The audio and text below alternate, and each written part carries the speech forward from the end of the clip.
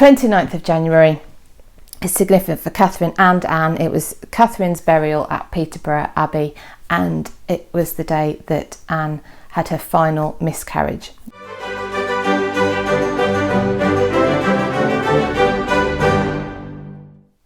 On the 28th of January 1547, Henry VIII died at Whitehall, and to be honest, I think he's probably going to get enough attention today, this week. So what I want to do is talk about in more detail the events which happened to his first two wives.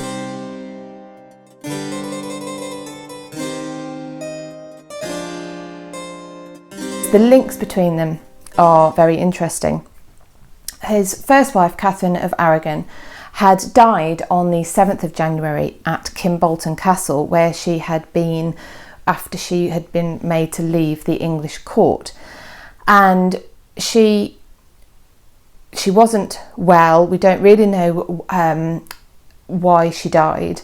The medical knowledge, of course, at the time wasn't the same as today, but also the records that they kept.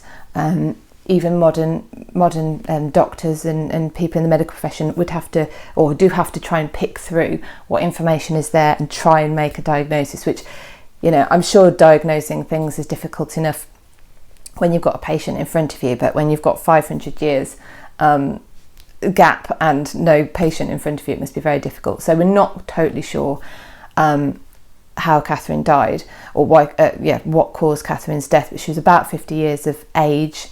And she died on the 7th of January. Now, this is 1536. 1536, for anyone who is an Anne Boleyn fan, will know that 1536 was also the year that Anne Boleyn died.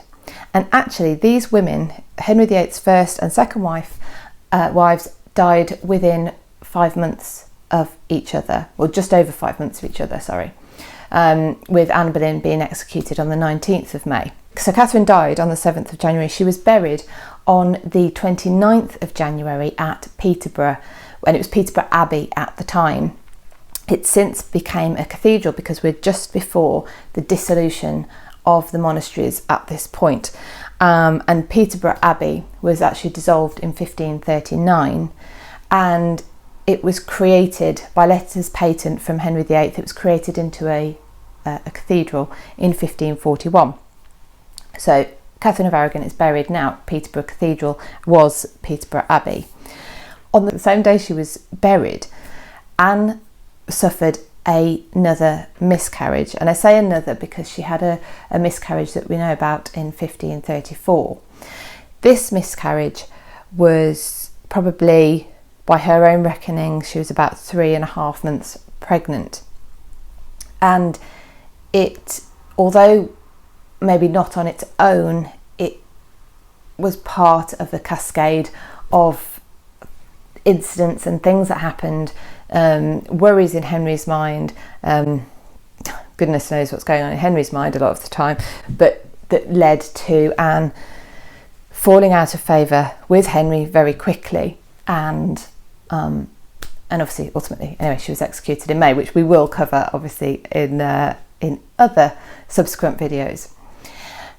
But I think it's very interesting to look at the link between these women. Not only are they Henry's first and second wives, but I think Catherine can sometimes become a bit of a footnote to Anne's story.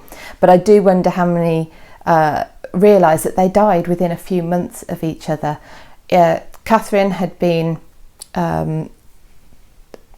sidelined, if that's the right word, in favour of Anne about 6 years prior, and Anne herself at this time was finding that she was becoming only one of Henry's love interests again, because it's around this time that Anne mentions for the first time that Henry's attentions are turning to another, and she sort of says, I can't cope with it like maybe Catherine could, because I love you so much more than she did, and I just can't bear the fact that your attentions are turning to another.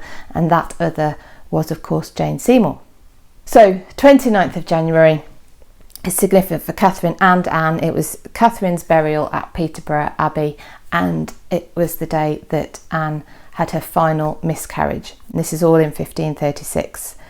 You can go and visit the tomb of Katherine of Aragon, which I did. They have a Katherine of Aragon festival at Peterborough, at the cathedral every year to mark the date at which she was laid to rest there, which is fantastic. So if you ever get a chance to go over to Peterborough for that, it's always the weekend closest to the 29th of January where they have events and services in commemoration of Catherine.